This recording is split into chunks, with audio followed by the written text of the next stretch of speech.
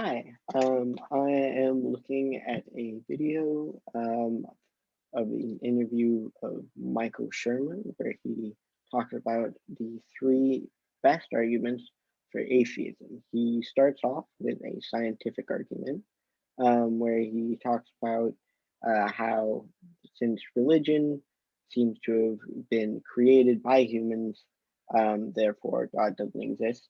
He talks about the problem of evil, and then he also talked a little bit on the cosmological argument.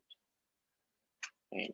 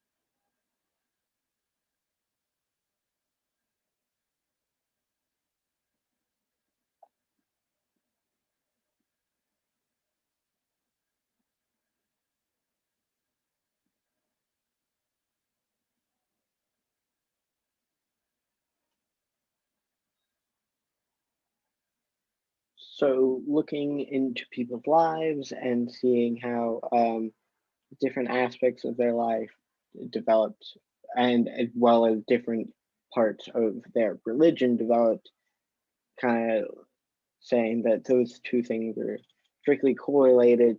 Therefore, both of those things are kind of like hand in hand and don't relate that God is real, just um, that those parts of your life and that part of your culture develop that thing. Um, but I'd like to say that so just like different cultures have different words for the same thing, or even have words or statements for things that we in our culture or other cultures might not share that same concept. Um, doesn't doesn't mean that you're saying different things. So a religion, two religions can be saying different things but ultimately be saying the same thing or looking at the same thing. Um, another thing that can be taken for evidence against or for the belief of God is um, that a lot of these religions change to a monotheistic view around the same time. So, as well as coming to form a lot fewer religions that were just with more population under uh, groups of smaller amounts of religion because they were kind of like the cultures were blending a little bit. Also, um, as you were able to read and understand more material, more things around you, you might be swayed one way or another. Right?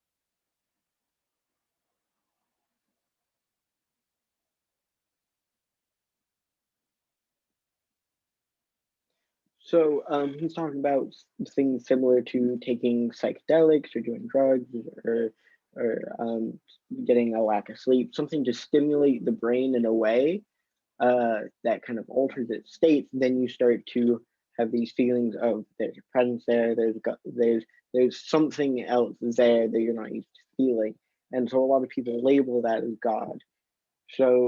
First off, I like to say that it's like not necessarily that that thing is God, but even if it is a uniquely defined experience, such as one that would follow the same like visuals or the same path as one that a religious figure would claim to find a miracle or a vision or something like that. If they can have very uniquely like similar experiences that can describe those things. Even with that, that does not necessarily say that that does not just necessarily disprove God, but that our brain is somehow connected in a way, which he will talk about a little bit. And there have been some studies done of where they've looked at the like brain waves of people while they are praying or thinking about God. Um, or things like that, and a large part of the brain is active, or even actually a different part of the brain seems to light up and be very active. Um,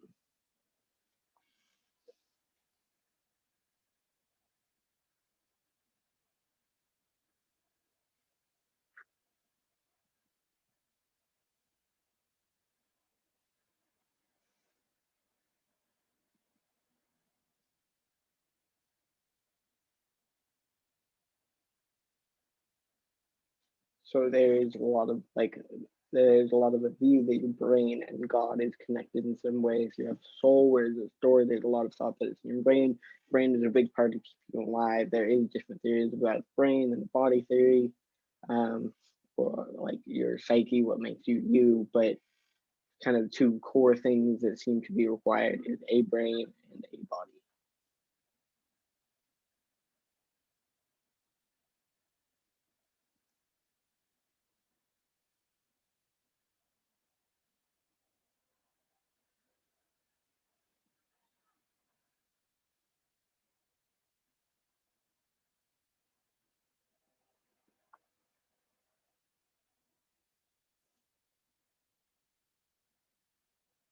So this is kind of a repeat argument of what he said originally, but a few parts of how people are built kind of affect this problem. Very early on, we form a lot of key ideas, kind of train going by. Arguments that are very like true to us. Sometimes that comes out in our politics, like being Republican or Democrat. Trying to change our mind on several of those topics can be very difficult, even if presented the facts. And so, how these different religions can be saying the same thing or pointing towards the same light, yada, or so on. That doesn't necessarily mean they're saying the same stuff, just that they're very opposed to being included or that they are the same thing.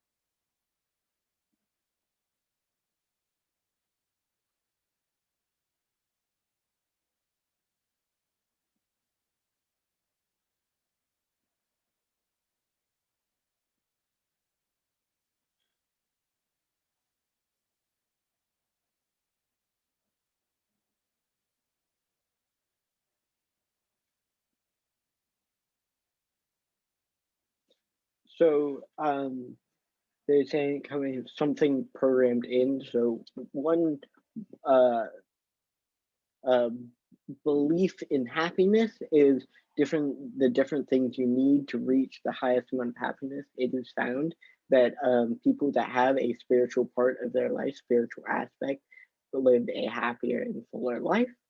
Um, and so why we have that need to have that is um, he is saying that that shows why it's there. Because we have the need to have that spiritual aspect, we have created a spiritual um, significant thing in our lives. Um, but the question can be said, why do we have that thing for a spiritual need?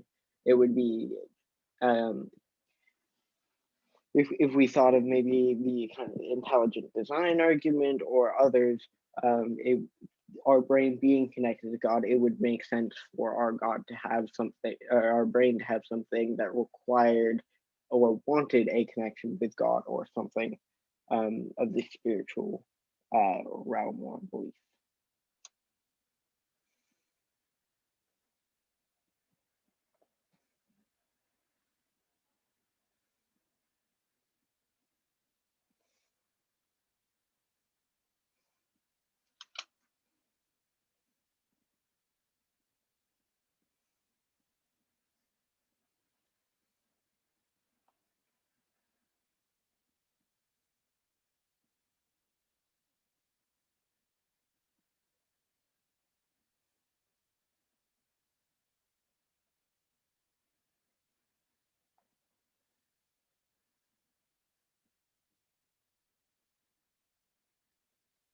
Um, an interesting argument I found for this, or possibly that possibly kind of goes along with the intelligent design argument, but not necessarily a great argument.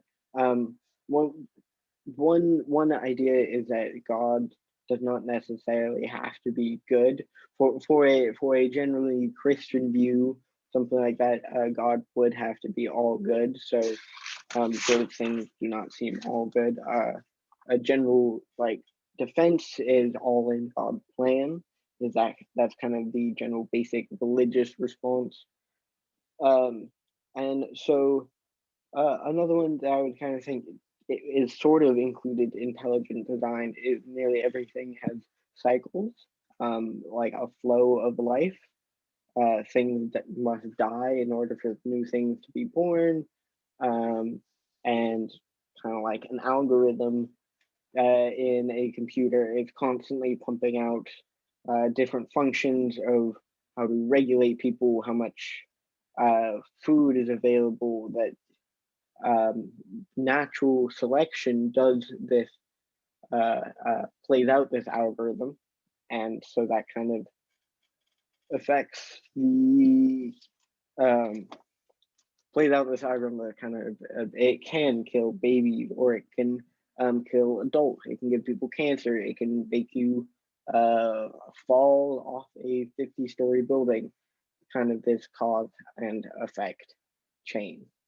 Thank you for listening to me and watching this video with me. Um, that's all.